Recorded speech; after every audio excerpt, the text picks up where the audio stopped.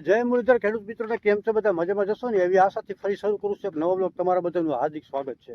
આપણે સહી વાડીએ બપોરના બરોબર 2 વાગ્યા છે અને જેમ જેમ ચોમાસું નજીક આવતું જાય છે હવે જો કે ગણતરીના દિવસો છે ચોમાસાને આડા 15 જૂને સત્તાવાર રીતે આપણે ગુજરાતની અંદર ચોમાસાનું આગમન થતું જ હોય છે।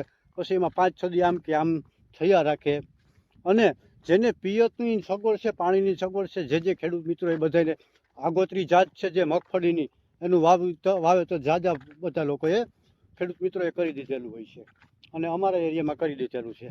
મેં પોતે જ જે લાંબો સમયની મુદતવાળી જે મગફળી છે 32 નંબર છે 28 નંબર છે અસ્મિતા છે આનું વાવેતર થઈ ગયું। મેં 32 નંબર મગફળી વાવી છે આ પડાની અંદર પિયત ચાલુ છે અને મેં મગફળી આમાં વાવી છે શનિવારના દિવસે। પહેલાં ઓરવી લીધું હતું પારા બાંધીને ઓરવી લીધું ઓરવીને પછી ત્રીજા દિવસે વાવેતર કરેલું હતું। વાવેતર કરીને પછી પાણી ચડાવેલું હતું તો વાવેતર કરીને પિયત આપેલું હતું। પિયત દાખલા તરીકે મેં આમાં વાવેતર કરેલું હતું શનિવારના દિવસે અને રવિવારે પાણી ચડાવેલું। આજે 5મો દિવસ છે 6ઠો દિવસ છે સોરી ગઈકાલે 5મો દિવસ હતો અને આજે 6ઠો દિવસ છે।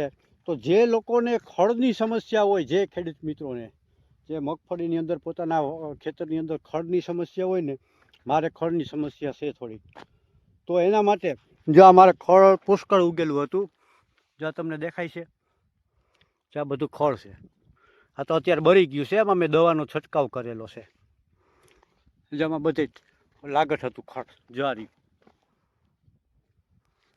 આમાં ખડ હતું બરાબર હેહમૂર ને હાટોળો 2 વસ્તુ હતી તો મેં શનિવારે મેં કીધું એમ વાવેતર કરેલું રવિવારે પિયત આપેલું અને 5મા દિવસે દવાનો છંટકાવ કરવાનો કે જેથી કરીને જે ખડને ઉગવાનું હોય એ ઉગી જાય।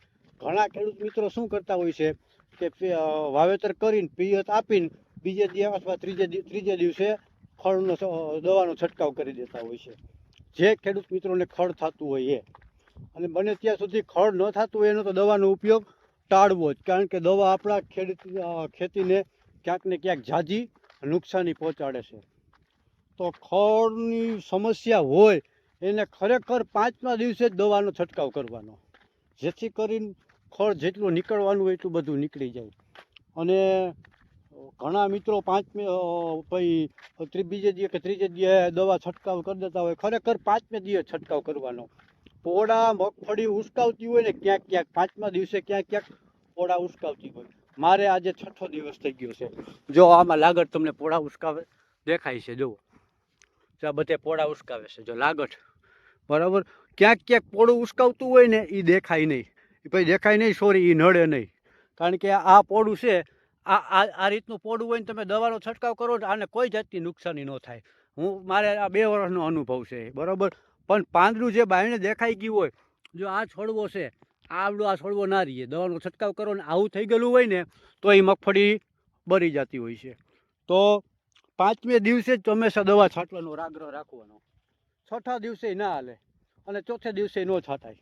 5મો દિવસ હોય ને ત્યારે દવાનો છંટકાવ કરવાનો।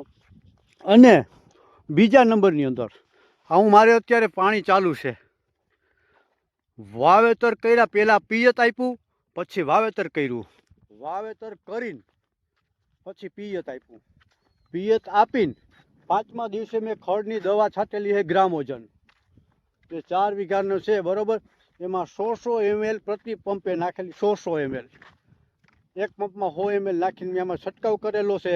ગઈકાલે છંટકાવ કરેલો હતો 5મા દિવસે અને આજે ટૂંકમાં ગઈકાલે મેં 4 વાગે હું છાંટવા વર્ગ્યો હતો અને અત્યારે પૂરું થઈ ગયું છે ક્યાંય એક છોડ લીલો દેખાતો નથી સંપૂર્ણપણે નાશ થઈ ગયો છે ખડનો બરાબર। તો એ 5મા દિવસે ખડની દવા છાંટવાની અને આ પિયતમાં હું પાછું આપું છું ફરી વાવ્યા પછી બીજું પિયત ચાલુ છે મારે આ એનું મેન કારણ એ છે કે અમારે આ બાજુ જમીન છે ને જાડા દરવાળી આ જમીન જાડું દર હોય તમને બતાવું જો હમણાં આ જમીન જાડી અને મગફળીને આજે 6ઠો દિવસ છે તો જો આ પોળું કેવડું જાડું છે જો તમને બતાવું હમણાં આ પોળું છે આનો દર જુઓ જે અહીંયા 3 છોડવા છે બરાબર. આની જાડાઈ જુઓ તમે, આ કેવડી જાડાઈ છે, એવડું પોડું ઉચકે. તો આ પોડું છે ને, આ 3 છોડવા છે એટલે ઉચકાવી નાખ્યું. એકેય ઉચકાવી શકે પણ એને થોડીક તાકાતની જરૂર પડે, અને થોડોક ક્યાંક ને ક્યાંક નબળો દાણું હોય, નબળું બિયારણ હોય. અને અત્યારે આપણે પટ મારવાનું થોડુંક વધારે થઈ ગયું છે, તો કોઈ દાણો પટની દવા વધારે પી ગયો હોય એ પણ થોડોક ક્યાંક ને ક્યાંક કેવરાવે. અને જે દાણાની અંદર તેલની ટકાવારી વધારે હોય, તો મેં આપણે બિયારણ વાવીને તેલની ટકાવારી વધારે હોય, એ દાણો મોટો અને લાલ કલરનો એકદમ થઈ ગયો હોય, એ દાણો પણ ક્યાંક ને ક્યાંક ઉગાવવામાં કેવરાવતો હોય છે. તો એના માટે 6 દિવસે ભલે જો પોળા ઉસકાવે છે મારે, છતાં પણ મારે પિયત ચાલુ છે. બરાબર. આમાંય પોળા બેસી જાય, એકાદો દિવસ માંડવી લેટ થઈ જાય પાછી ઉગવામાં, પણ એનો ઉગાવો સોલિડ રહે. કારણ કે જે મગફળીને ઉગવામાં જે તાકાત જોતી હોય ને, આ જમીન ફાટી જાય. જો અમારા જમીન કાયદેસર ફાટી ગઈ, જોઈ આ જમીન ફાટી ગઈ. હવે આમાં શું થાય, તડકો જાય તિરાડમાંથી, અને પવન પણ જવાનો છે. હવા અને તડકો બે જાય ને, એટલે જ્યાં સુધી તિરાડ જ્યાં સુધી હોય ને ત્યાં સુધી સૂકવી નાખે. અને તિરાડ ક્યાં હોય, પોલું હોય ત્યાં વધારે તિરાડ પડે.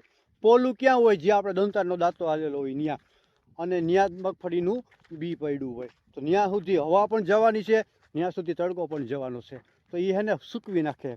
તો સૂકવી નાખે તો ક્યાંક ને ક્યાંક એની તાકાત ઘટતી હોય છે બિયારણને ઉગવામાં.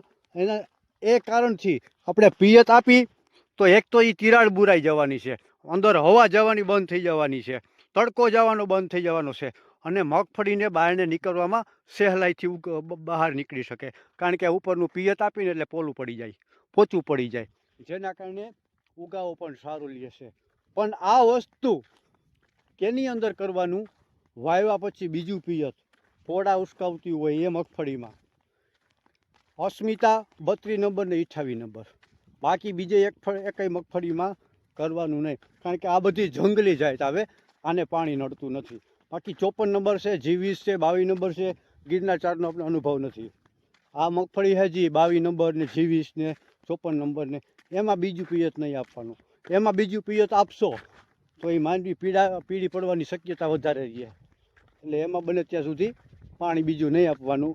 તો આવું કંઈક છે, આપણે બીજું પાણી પાઈ છે. અમારે જમીન તાકાતવાળી હોય, જાડા દરવાળી, એટલે ફાટી જાય. ફાટવાને કારણે મેં કીધું એમ અંદર તડકો હવા જતું હોય છે, એને હિસાબે નીચે સુકાઈ જતું હોય છે, એટલે ભેજનો સંગ્રહ થતો નથી. એના માટે બીજું પિયત આપવાનું, અને દવા છાંટી. જેને લોકોને, જે ખેડૂત મિત્રોને ખડની સમસ્યા હોય એને હંમેશા 5મે દિવસે દવા છાંટવાનો આગ્રહ રાખવાનો. જય મુરલીધર.